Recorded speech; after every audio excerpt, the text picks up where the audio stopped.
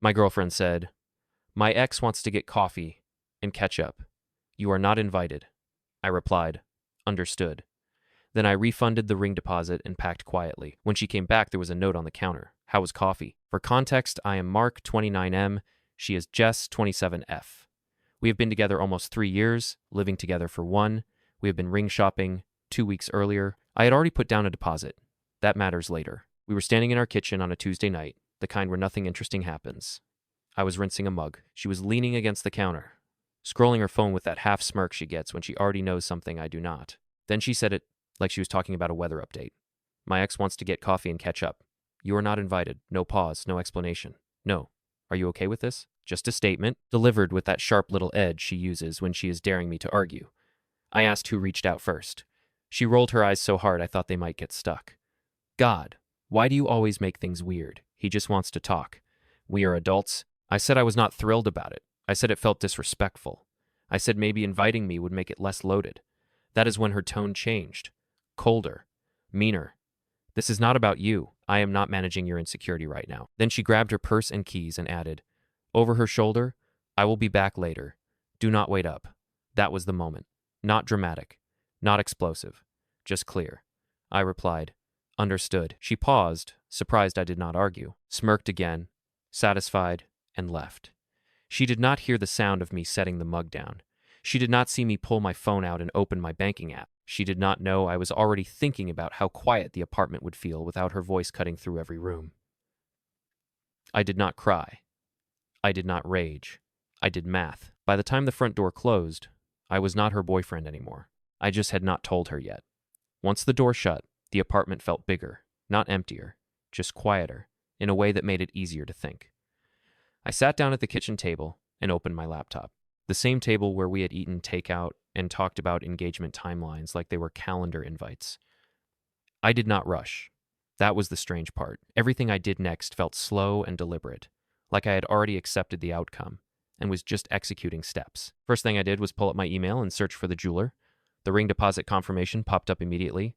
$2,000, non-refundable after 30 days. We were on day 28. I clicked call. While the phone rang, I stared at the dent in the wall near the hallway, left over from when Jess slammed a door during an argument about my tone. She had said I made her feel criticized when I asked her not to text her ex at midnight. I remember apologizing just to end the fight, the jeweler answered. I explained, calmly, that I needed to cancel the order. There was a pause and some typing. You are still within the window, he said. We can process a full refund today. I thanked him. My voice did not shake. Next was logistics. I opened our shared expenses spreadsheet, the one she insisted on keeping but never updated. Rent was coming out of my account. Utilities, too. The lease was month to month, both names on it. But I had paid the deposit and first 2 months up front when she was between jobs. I booked a storage unit 5 blocks away. Small, temporary, just enough. Then I packed, not angrily, not dramatically. I folded my clothes the way I always do, neat stacks, shirts facing the same direction. I left the gifts I bought her.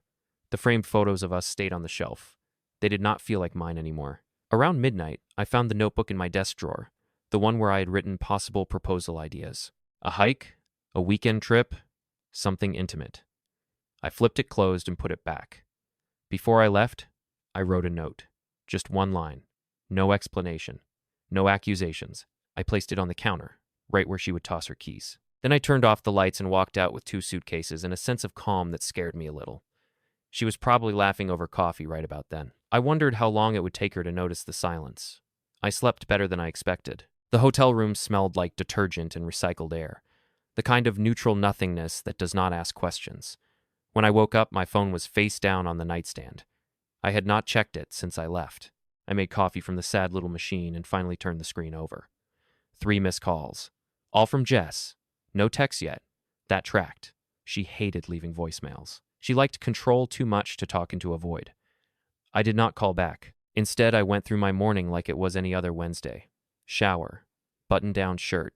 Tie I knew she did not like because it made me look corporate. I liked it anyway.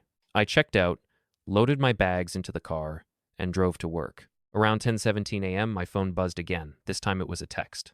Where are you? No greeting, no concern. Just irritation wrapped in 4 words. I waited 10 minutes before replying. Not to play games. just because I was in a meeting and my life did not pause for her anymore. Out. Three dots appeared, disappeared. Then, are you seriously doing this right now? I stared at the message and realized something uncomfortable but honest. She did not sound worried. She sounded inconvenienced. At lunch, I ate alone at my desk and scrolled through our old messages. Not to torture myself, more like confirming what I already knew. Every argument followed the same arc. I would bring something up calmly.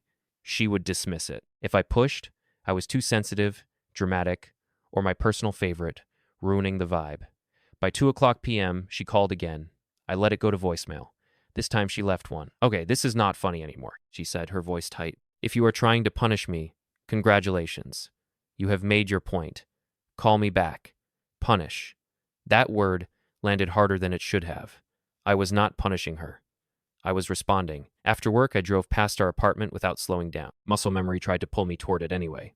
Instead, I went to the storage unit and unloaded my bags. Seeing my things stacked neatly in that concrete room felt right. Temporary, but right. That night, another text came through. We need to talk like adults. I almost laughed. We had talked. She just had not liked what my silence was saying. She finally came back the next evening. I was not there, obviously. I know this because she told me later exactly how it went, piece by piece, like she was narrating a crime scene where she was both the victim and the detective. But at the time, I was sitting on the edge of a borrowed bed at my friend Evan's place, scrolling through emails, when my phone started vibrating nonstop. Call after call, text after text. Why is half your stuff gone? Where are you staying? This is extreme, even for you. That one stung a little. Even for you. Like I was known for being dramatic, not known for swallowing things until they sat heavy in my chest. Then came the photo. She had taken a picture of the kitchen counter. My handwriting was unmistakable. Black pen, uneven letters. The note, how was coffee? 3 dots appeared immediately. Then are you serious right now? I imagined her standing there, still wearing whatever outfit she had picked carefully for him. Probably telling herself the coffee was innocent. Probably replaying the conversation, wondering which version of it she would eventually tell her friends. I did not reply right away. Instead, I opened my banking app and confirmed the refund had posted. $2,000 back in my account. Clean. Final. A few minutes later, she sent a voice memo. I did not open it. I could already hear the arc of it in my head. Confusion first, then anger. Then that brittle laugh she used when she felt cornered. Another text followed. You did not even give me a chance to explain. That was the moment I felt something settle in me. Not relief, not sadness, clarity. She thought the problem was the coffee, or the ex, or the note. The problem was that when she said, "You are not invited," she meant, "You do not get a say." I finally replied with one sentence. There is nothing left to explain. The typing bubble appeared again, stayed longer this time, then disappeared. For the first time since this started, the silence was not tense. It was earned. The next morning, she showed up at my office. I only know this because the receptionist buzzed me and said my wife was downstairs. Jess always corrected people when they made that mistake. Boyfriend, she would say, with a little laugh. Like marriage was a concept she liked dangling, but not touching. I told the receptionist I was in a meeting and could not come down. That was not true. I was sitting at my desk staring at a spreadsheet, but I needed a minute to decide who I was going to be next. She did not leave. 10 minutes later, my phone lit up. So, you are really going to hide now? Hide. Another interesting word. I finally went downstairs. She was standing near the elevators, arms crossed, jaw tight, eyes scanning the lobby like she was daring someone to watch us. She looked angry, not hurt. Put together, lipstick perfect, the same jacket she wore on important days. You embarrassed me, she said immediately. Not hello. Not, are you okay? You disappeared. You left a note like you are some kind of movie character? I kept my voice low. This is not the place. She laughed, sharp and humorless. Oh, now you care about appropriateness? That was always her move. Flip the script. Make the reaction the crime. I asked her if the coffee was worth it. She scoffed. You are really stuck on that? It was just coffee. You act like I cheated. I did not correct her. I did not need to. I told her I had moved out, that the ring was refunded, that I was done. Her face changed then. Not sadness. Panic. The kind that comes when someone realizes a door actually closed. You do not get to decide that unilaterally, she snapped. We were building something. I nodded. I was. You were keeping options. That is when she said the quiet part out loud. You are throwing everything away over your ego. I smiled just a little. No, I am keeping my self-respect. She stared at me like she did not recognize me anymore. Neither did I. And for the first time, that felt like progress. The fallout did not explode right away. It trickled. That night, my phone stayed quiet for a few hours, which almost felt louder than the chaos before. I figured she was regrouping, rewriting the story in her head into something she could live with. Jess never reacted immediately when she felt like she had lost ground. She recalibrated. Around 11:40 p.m., the text started again. I talked to him for 20 minutes. Nothing happened. You made me feel like a villain for no reason. I did not respond. Then came the pivot. I told my sister what you did, and even she thinks this is extreme. That one made me exhale slowly. Jess loved bringing in third parties like referees. If enough people sided with her, she could pretend the issue was objective, not personal. A few minutes later, so what? You just walk away without a conversation? After everything I've put into us? There it was, the reframe. Suddenly, she was the one who had invested, sacrificed, carried weight. I pictured the nights I had rearranged my schedule for her, the times I had apologized just to restore peace, the way I had slowly learned which versions of myself caused less friction. I typed a reply, deleted it, typed another, deleted that too. Eventually, I sent one line. You did not lose me when you went for coffee. You lost me when you decided I did not matter enough to be included. She read it immediately. The dots appeared, stayed, disappeared, then nothing. The next morning I woke up lighter. Not happy, just unburdened. Like I had set down a weight I had been pretending was not heavy. At work, I caught myself humming. That surprised me. Later that day, Evan asked if I wanted to grab a drink. I said yes without checking my phone first. That felt new. When I came back that night, there was an email from Jess. Subject line, "Can we please talk?" I did not open it. Some conversations only exist to pull you back into the same loop, and I was finally out. The first person to break the silence was not her. It was her friend Maya. Maya and I were never close, but she'd always been around. Brunches, birthdays, the occasional passive-aggressive comment disguised as concern. Her message came in mid-afternoon. Hey, I know this is not my place, but Jess is really struggling. She did not think you would actually leave. I read it twice. Did not think you would actually leave. Like leaving was a bluff. Like I was supposed to hover on the edge of consequence forever. I replied with exactly what I felt. I did not leave to teach a lesson. I left because I learned one. No response. That evening, Jess emailed again. This time, it was longer. Paragraphs. A timeline of our relationship rewritten through her lens. She mentioned how stressed she had been lately, how she felt smothered, how the coffee was supposed to be closure. She even apologized for how I interpreted things. There was a line near the end that finally snapped the last thread. I just wish you trusted me instead of walking away. I leaned back in my chair and stared at the ceiling. Trust was not the issue. I had trusted her when she said her ex was ancient history. Trusted her when she said boundaries were implied. Trusted her when she said I was overthinking things. What she meant was compliance.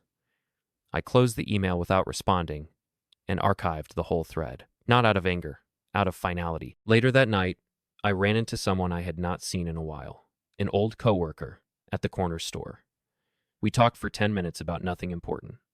At one point, he asked how Jess was. I said we broke up. He blinked. Oh, sorry, man. I shrugged and realized I meant it.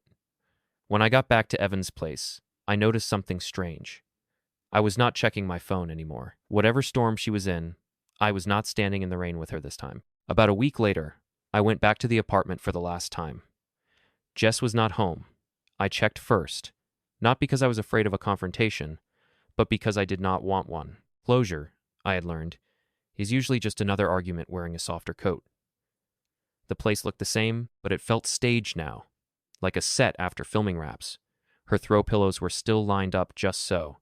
The candle she always lit when she wanted the apartment to feel calm sat untouched on the coffee table. I moved quickly, methodically. The last few things I had left behind on purpose.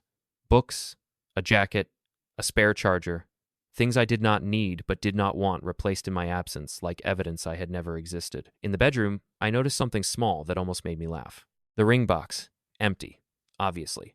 She must have gone looking for it. That tiny square of velvet sat on the dresser like a question she did not want answered. I took nothing else. I did not leave another note. On my way out, I ran into our neighbor in the hallway. He smiled politely and asked if everything was okay. People always ask that when they already sense the answer. Yeah, I said. Just moving on. He nodded like he understood. That night, Jess texted me for the first time in days. I saw the ring box. No accusation. No anger. Just that. I waited an hour before replying. You told me I was not invited. I took that seriously. 3 dots appeared, then disappeared. That was it. No follow-up. No defense. For the first time, she did not know what to say, and I realized something important in that silence. She had expected me to orbit her forever, to be there waiting while she tested other gravitational pulls. But I was not angry anymore. I was just gone. And it turns out that is the one outcome she never planned for. 2 weeks passed. That is when the narrative shifted. I started hearing things through other people. Mutual friends, acquaintances, the loose social web that forms when you have shared a life. Apparently, Jess was blindsided. Apparently, I left without warning. Apparently, the coffee had been innocent, and my reaction had been cold and unhinged. I did not correct anyone. That was another lesson I did not know I would learn. You do not owe your silence an explanation. People who want to understand will. People who want a villain already have one picked out. One night, Evan mentioned that Jess had posted something vague on Instagram. A black screen. White text. Sometimes the people who say they love you leave the fastest. I felt nothing. No urge to defend myself. No spike of anger. Just a mild recognition of the pattern. Pain reframed as performance. A few days later, she tried one last angle. She emailed again. Short this time. I never thought you would actually walk away. I thought you loved me enough to fight. That sentence sat with me for a while. Fight. What she meant was argue, negotiate, compromise myself down into something smaller so she would not have to feel uncomfortable. I did not reply. Instead, I deleted her contact entirely. Not blocked, deleted.